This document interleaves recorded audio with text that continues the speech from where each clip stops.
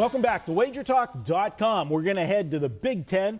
We've got a big one between Wisconsin and Iowa.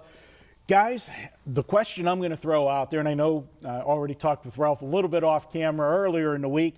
My question is, how does Wisconsin get themselves back up for this game after playing the 3 games that they just played? Michigan State, granted, I know Michigan State's not what we thought, but when they went into that game, that was a big game. Then they play Michigan to the hilt, lose only by 7. Misleading final score, but still looks good on paper. Have 2 weeks to prepare for Ohio State. Lead basically the entire game, lose it in overtime, and now you got to go on the road and play an Iowa team that's underachieved this year, but still they're there in the conference. Yeah, I would question being able to come back. But if we remember, Wisconsin played that game earlier in the season, start the season off against LSU, playing in Packer Stadium. And we talked about that, Lambeau Field, how they went out and played in that game. And the next week they played Akron, definitely a letdown situation, and they crushed Akron. Now, Akron's not the greatest team in the world, but I'm not so sure this Iowa team is the greatest team in the world either. I made the line 5. I'm going to let you two battle it out here. All right. Ralph, what do you got to say? You know, I'm going to look at it this way. I think college kids are disappointed when they are in a game that they should win or expect to win. Beginning of the year, if you actually asked most of those Wisconsin kids, are you going to beat Michigan on the road? No. Are you going to beat Ohio State at home? Probably not. So, again, I think there's a different level of disappointment. I think if it gives them a step forward with a very young team, a second-year head coach, knowing that they can now play with anyone in the Big Ten, and it's a great step to move forward. It's a lot easier to keep a defense motivated, and that's what Wisconsin is. They're a defensive team who has an okay offense and can move the ball at a time. Wisconsin against 3 Big Ten teams this year.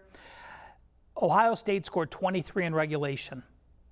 That's 15 below their next best score in the Big Ten. They held Michigan to 14 points. That's 31 points less than Michigan's next worst performance.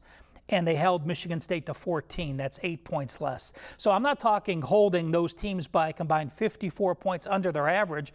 I'm talking about holding them 54 points under their next worst performance of the year. Those are incredible numbers. What's Iowa's worst performances? Well, putting up 14 points at Rutgers isn't very good. Putting up 14 points against Minnesota isn't very good. So you have a defensive squad who has shut down everyone in the Big Ten, playing an offensive team that isn't very good, and in a game where it's a close to a pick'em situation. Iowa came in as a team that was 1 play away from going to the playoffs last year. Wisconsin came in now, I think, that they're going to have confidence saying, we almost beat Michigan, we almost beat Ohio State. Let's just run the table and see what happens next year when our team is more mature. Well, as somebody that saw Paul Chryst for a couple of years at Pitt, I don't think he's the great motivator. Granted, he has better talent to work with at Wisconsin than he did at Pitt, but I didn't see that big jump in Pitt after a big game. I have to respectfully disagree totally. I think that whenever you play your guts out and you're an underdog and you're playing one of the top teams in the country and you come up short, these are 20 to 22-year-old kids. I just don't see them being able to bring the same intensity the very next week. Granted, if this game was played 3 weeks ago, I would be all over Wisconsin for everything you said. They do have a great defense, and Iowa has underachieved. But I just don't see Wisconsin coming out with the same fire and eyes. And remember, they had 2 weeks to prepare for Ohio State last week. They don't have that luxury this week, and they got to pick themselves back up. Now, if you want to look for a revenge angle, I can give you the check mark there because they lost the game to Iowa last year that they shouldn't have lost. That was one of the many lucky Iowa wins that they had last year. Wisconsin dominated them, but they had a couple key turnovers in the red zone that cost them in a 10-6 ball game. It was a really dogfight type game. But the thing is, the team that controls their own destiny is not Wisconsin, because even if Wisconsin wins out, they need Nebraska to lose another game. They don't play Nebraska, right? Okay. So it's, yeah. No, they do. I think they actually do play Nebraska. They play Nebraska the very next week.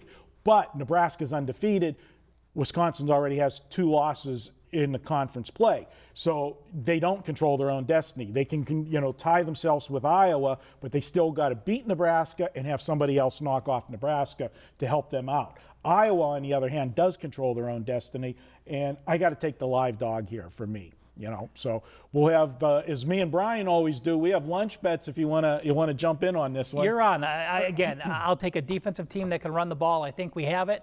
And just for those at home, mark another week that Marco mentioned Pitt. So just that's now the 8th consecutive week he's mentioned Pitt in some sort of writing without having the team. Yes. So well, you know what you know, and I wasn't that impressed with Paul Christ when he was at Pitt. Brian, you want to lean either way here because this is strange. I'm sitting there like I am watching the debate. I'm listening to him. I go, oh yeah, he's right. And then I listen to you. I go, well, he does have some points there. But like I said, I made line 5, which is towards his side, so I guess I'll give Ralph the win here. You're going to give Ralph the win? And, if you have a Marco in a lunch bet, it's always a play against. All right. I do not endorse that last statement.